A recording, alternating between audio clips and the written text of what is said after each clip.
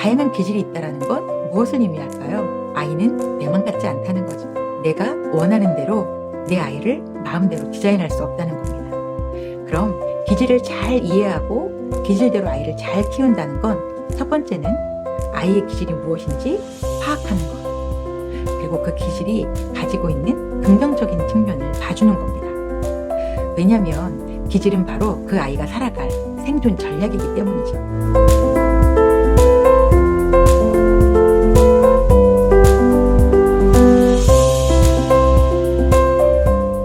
안녕하세요. 너무 사랑해서 아픈 부모에게 저자 마음아뜰리에 대표 오종훈 교수입니다.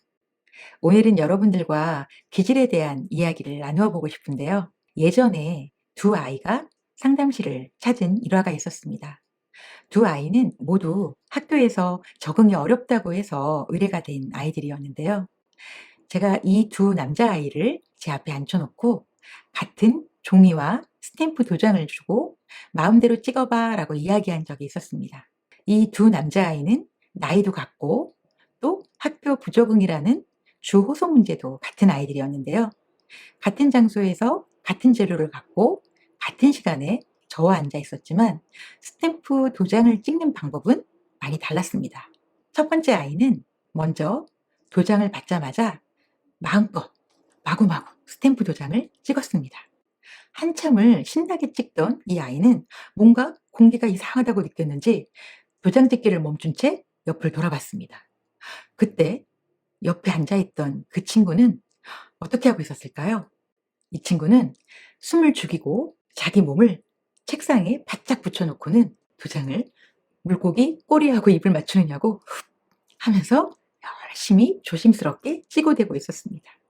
그렇게 찍고 있는 모습을 보던 첫 번째 아이는 깜짝 놀랄 수밖에 없었죠. 그렇지만 아랑곳 없이 그 다음 장을 저에게 달라고 하면서 또 열심히 찍어댔습니다. 이 차이는 어디서 올까요? 이 차이는 바로 기질에서 온다고 볼 수 있는데요. 첫 번째 아이는 학교에서 어떤 문제로 상담에 의뢰가 된 아이냐면 충동성, 공격성, 또 산만하고 이런 문제로 학교에서 상담을 의뢰한 친구입니다. 이 친구가 상담을 잘 받으면 어떤 애가 될 수 있을까요? 한번 예상해 보세요. 이 아이는 활발하고 적극적이고 리더십 있는 아이가 될 겁니다. 여러분들 상상과 좀 다른 이야기인가요? 많은 분들은 공격적이고 충동적인 아이가 상담을 의뢰받거나 혹은 돌봄을 잘 받으면 이 아이가 차분하고 얌전하고 말 잘 듣는 아이가 될 거라고 대부분 예상을 합니다. 그러나 이 아이가 케어를 잘 받으면 오히려 이 아이는 방금 말씀드린 것처럼 리더십 있고 적극적인 아이가 됩니다. 그럼 두 번째 아이, 아까 물고기 꼬리하고 잎을 맞추느냐고 도장을 아주 조심스럽게 찍었던 혹은 강박적으로 찍었던 그 아이는 어떤 문제로 의뢰가 된 아이일까요? 바로 그 아이는 강박, 불안, 이런 소심함, 이런 문제로 의뢰가 된 아이였습니다. 그럼 그 아이도 상담을 잘 받고 혹은 케어를 잘 받는다면 어떤 아이로 변할까요?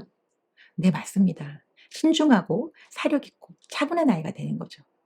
많은 분들은 그 아이가 상담을 받고 나면 아주 활발하고 적극적이고 외향적인 아이가 될 거라고 예상들을 하십니다. 여기서 알 수 있는 건 기질은 바뀌는 게 아니라는 거죠.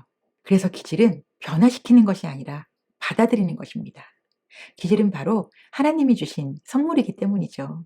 여러분들은 아이의 기질들 얼마나 알고 계세요? 기질의 종류에는 여러 가지가 있지만 크게는 이렇게 외향적이고 내향적인 기질부터 또 때로는 느린 기질, 또 예민한 기질, 순한 기질, 이렇게 다양한 기질들이 있습니다.